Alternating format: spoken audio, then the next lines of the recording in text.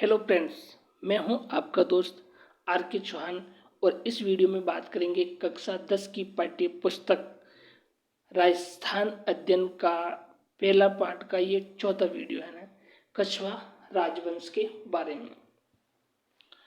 तो दोस्तों शुरुआत करते हैं कछवा राजवंश के बारे में ना।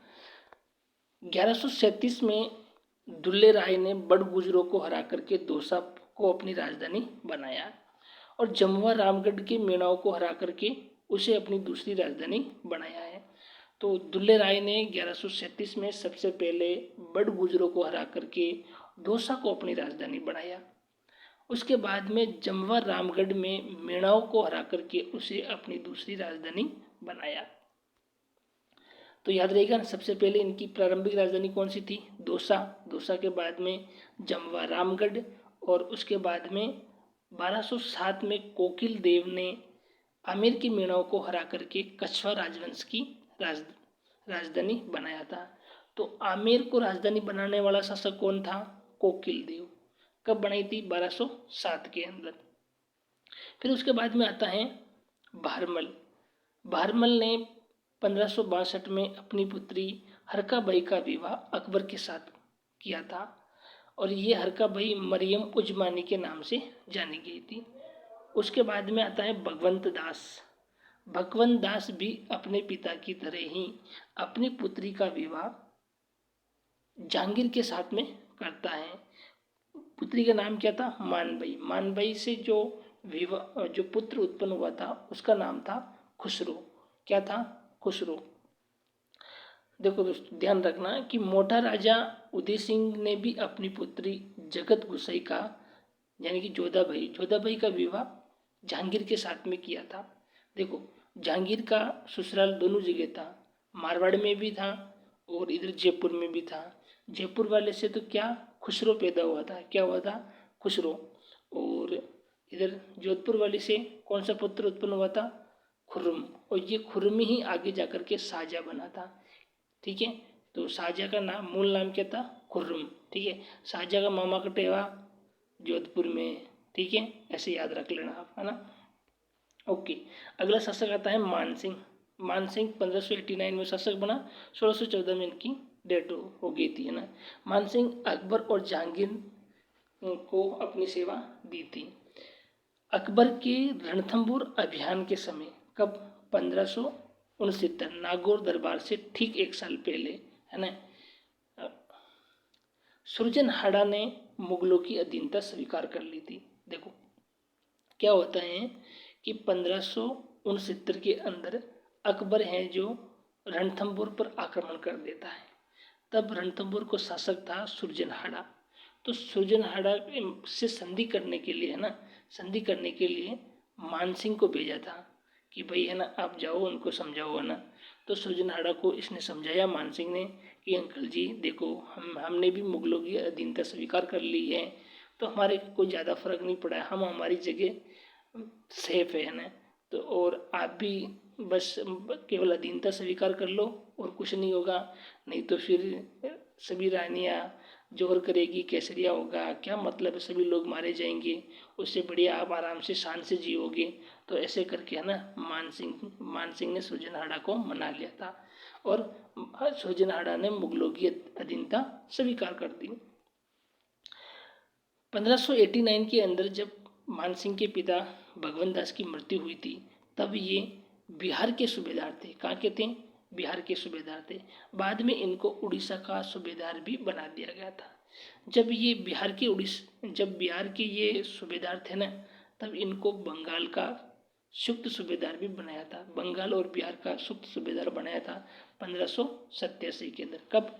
1587 के। जगत शिरोमणि मंदिर रानी कनकावती ने बनवाया था, है ना। मानसिंह की पत्नी थी कनकावती, उसने अपने पुत्र जगत सिंह की याद में जगत शिरोमणि मंदिर बनाया था आमेर के अंदर। आगे आता है मिर्जा राजा जयसिंह। मिर्जा राजा जयसिंह ने जहांगीर, शाहजहाँ और औरंगजेब तीनों को अपनी सेवाएं दी थी। 1629 में उत्तर पश्चिमी सीमांत में उज्बेकों के विद्रोह का दमन किया था। तो उज्बेकों का दमन किसने किया था? मिर्जा राजा जयसिंह ने किया था। और इन्होंने 11 जून 1665 को पुरंदर की संधि करी थी। किसके साथ? शिवाजी के साथ में, आप सभी जानते हो। और इनके एक दरबारी विद्वान था बिहारी। बिहारी ने बिहारी सतसई ग्रंथ लिखा था। फिर अगला आता है सवाई जयसिंह। सभी जानते हो, जयपुर की स्थापना हवा महल, है ना, इसी ने बनवाया था ना। ओके। औरंगजेब की मृत्यु के बाद उसके पुत्रों आजम और मुजम के बीच में उत्तराधिकारी का संघर्ष हुआ था, है ना। जजाऊ का युद्ध हुआ था। उस जजाऊ के युद्ध में क्या किया? जयसिंह ने आजम का साथ दिया, है ना। मगर क्या, परंतु क्या हुआ कि इस युद्ध में, है ना, मुजम विजय हो गया था। फिर बाद में क्या हुआ कि मुजम है जो कि मुगल बादशाह के नाम से, सॉरी, बहादुर शाह के नाम से शासक बना था। और उसने आमेर आकर के जयसिंह के भाई, है ना, विजय सिंह को शासक बना दिया और आमेर का नाम चेंज करके मोमिनाबाद रख लिया था। ठीक है। क्यों रखा था? क्यों?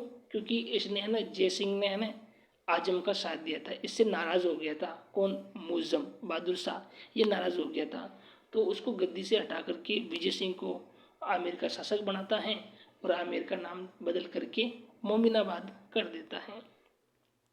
फिर देखिए कि सवाई जयसिंह ने हुरडा सम्मेलन बुलाया था। आपको याद है ना, 1734 में, 17/7/1734 हुरडा सम्मेलन बुलाया गया था, जिसकी अध्यक्षता किसने करी थी? अमर सिंह सेकंड, है ना, मेवाड़ के महाराणा अमर सिंह सेकंड ने इसकी अध्यक्षता करी थी। और सवाई जयसिंह ने नक्षत्र शुद्ध सारणी लिखी थी, जिज मोहम्मद शाही, है ना। और ज्योतिष ग्रंथ लिखा था जयसिंह कारी का।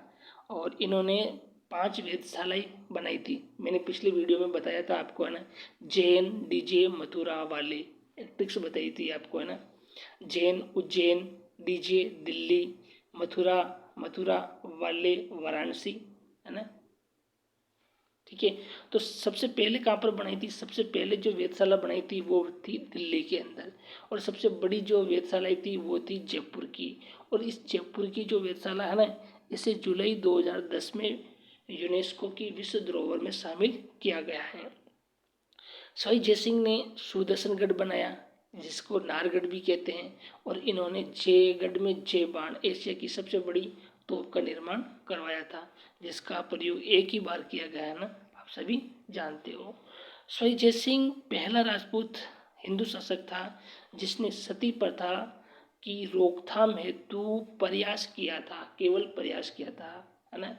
और इन्होंने विधवा विवाह की मान्यता प्रदान करी थी। तो विधवा विवाह को मान्यता प्रदान करने वाला शासक कौन था? सवाई जयसिंह। धन्यवाद दोस्तों, इस वीडियो में इतना ही। बाकी जो बचा है अगले वीडियो में मैं राठौड़ वंशों के बारे में लाऊंगा और उसके बाद में एक वीडियो और बना दूंगा। धन्यवाद।